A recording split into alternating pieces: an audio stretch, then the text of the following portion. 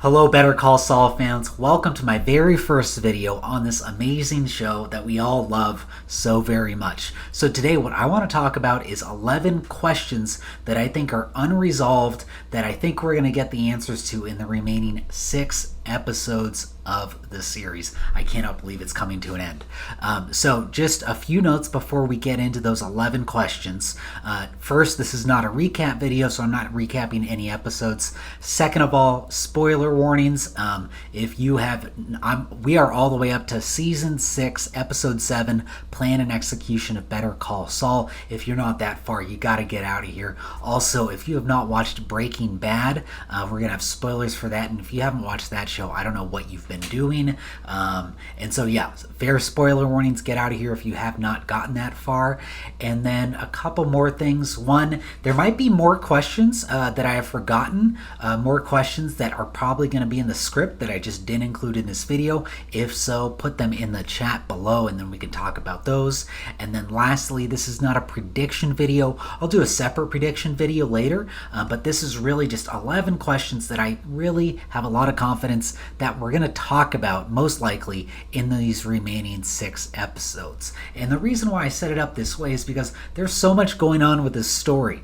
There's so many different things that the writers have put in this universe for us to keep track of. And so what I'm trying to do is I'm trying to bring it all together and say these are the things that I think the writers are going to address in these last few episodes. So with that said, let's get into it. The very first question, the question that's on most of our minds, and it's probably top priority for most people, is what is going to happen to Kim? Does she make it out alive, or is she dead? Is she behind the scenes living in that mansion with Jimmy that we saw in episode 1 of season 6? Is she in jail? Has she gotten her comeuppance for some of the tricks that she's been playing, especially the one with Howard? Does she use Ed, the vacuum cleaner guy, to disappear? Or does she run off and have a love affair with Lalo? Okay, that last one's a little bit of a sarcastic comment, but I think all those other questions are realistic possibilities, and we're definitely going to get a conclusion there. Although I will say some of these options, I don't think they're going to happen, but we'll get into that in my separate predictions video. But I think that's the number one question that we have looming over us. The second question that I have is, who is Jimmy calling from season 4, episode 5 in that flash forward that we saw? He is expecting a call on November 12th at 3 p.m., which is his birthday. Now, Francesca is set to answer that call for him. But who is she going to speak to? I feel like it has to be Kim, right? But why at that specific date and why at that specific time? Why is it so restrictive? It has to be November 12th at 3 p.m. Is that because Kim's in jail and she doesn't have an access to a phone at any other time? And the other question that I have here is, why wouldn't Saul, because he's Saul at that point in time, why wouldn't Saul be able to call this person on one of his many burner phones? Unless perhaps that person's in jail and they don't have access to, just pick up the phone whenever they want. So it could be someone other than Kim, but I think right now the favorite has to be that he's calling Kim or expecting a call from Kim that Francesca is set to answer. Okay, my third question, I'm very intrigued by this one, is who is Jeff the cab driver? And what in the world does he want with Gene? Is it simply a coincidence that he's from New Mexico? Is he sent there by someone? And what exactly does Gene mean when he says in season 5, I'll handle it, in regards to Jeff the cab driver? Cannot wait to find out what happens there. Number 4, and some people may disagree with me on this, but my question is, why do Jimmy and Mike not like each other as much in Breaking Bad? This has bugged me for a while. From everything that we've seen in Better Call Saul, you would expect Mike and Jimmy to be a lot closer than they appear to be in Breaking Bad. In Breaking Bad, we see a number of things that seem off to me. First, Mike used a different lawyer for Kaylee's money. Now, this does make some sense given that Mike knows Saul's background, so maybe he just wants someone else to help Kaylee getting her money. But if you're going to ask a lawyer to do something crooked for you, why would you not use Saul Goodman? Next, In Breaking Bad, Mike threatens to leave Saul buried in the desert, flashbacks to the Bagman episode, and then he threatens to break his legs while Mike is searching for Jesse's location. Now, in response to this, Saul gives Mike a fake location as to where Jesse is. This just doesn't seem like the friendship, like the relationship between two people who really like each other. The next thing that I noticed is that in season 6 of Breaking Bad, Saul does not want to work with Mike when Walt and Jesse start their own meth business without Gus. And then lastly, and this is a really big one, Saul does not offer Mike the vacuum cleaner service towards the end of the show, even though that we know Mike desperately needs it. And really, the fact that Saul doesn't offer that to Mike leads to Mike's death at the hands of Walt. But my question is why? Why does Saul not offer more help to Mike? In season 1 of Better Call Saul, Mike helps get the Kettleman money for Jimmy. Now, yes, Mike did owe Jimmy a favor after Jimmy spilled coffee on the Philadelphia detectives, but there was still a somewhat friendly or at least endearing relationship back then. And then we go into season 2 of Better Call Saul, and Mike calls Jimmy to ask for a favor when Daniel, who's the guy who was selling drugs to Nacho, when he gets into a little bit of legal trouble. Jimmy does this favor for Mike, and he excitedly tells Kim about it.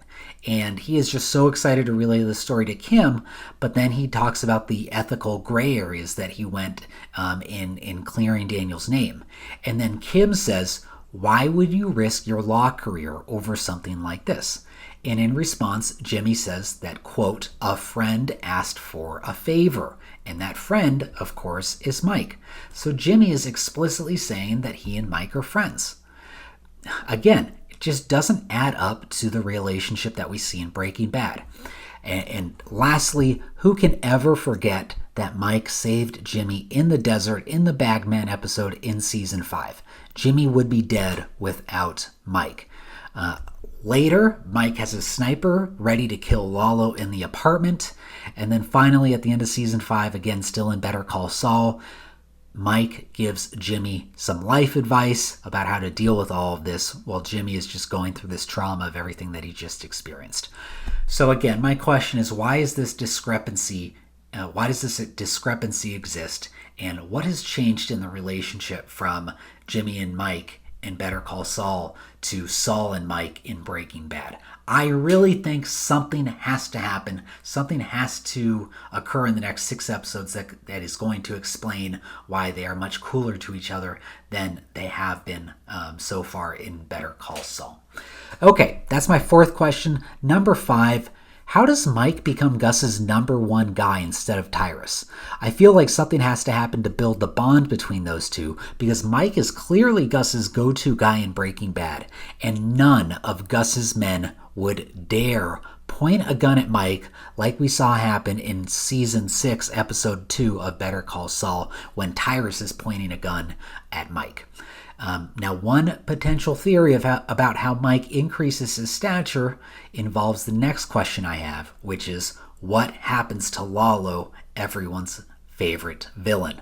Now, if Lalo dies, is it Mike who is responsible? It would make a lot of sense in my mind if it were Mike, as that would cement his relationship with Gus and make him Gus's go-to guy. That said, could it also be Gus who takes out Lalo? If it is, does Gus use that gun that he planted in the lab that we saw earlier in season 6? Or is that another misdirection and that gun doesn't actually come into play? Lastly, in regards to Lalo, and this has been talked about a lot, does he end up being buried in the lab? And actually this could also be a combination, does Gus torture Lalo like an animal, as we've seen Gus talk about before? So the general consensus that I've seen and that I think myself is that Lalo dies, but with these writers, we really have no idea what exactly is going to happen. Number 7 of the remaining questions that we have for Better Call Saul is, will anyone use the vacuum cleaner guy to escape? Will Kim use it, or is that another misdirection like we saw with the caffeine thing earlier with Howard? Because as you remember, Howard was having tea, and it was non-caffeinated tea, in the same episode that we find out that Jimmy and Kim are going to use that drug that is going to cause a tough reaction for people who are not used to caffeine. And so a lot of us thought that Howard would have some kind of bad reaction to having this drug in his system. Now, these writers expertly, in my mind, had Kim pick up that business card that says Ed the vacuum cleaner's phone number on there. So is Kim going to actually use that, or is that another misdirection like Howard and his tea and the caffeine thing? Cannot wait to see what's going to happen there. Number 8, who's going to finish the lab, and will we see any of this? Now, we only do have 6 episodes left, so we may not have room for this storyline. And frankly, this is lower on the list of the things that I care about, and I would personally be fine if we never saw the completion and just assumed that Gus found someone else to get it done.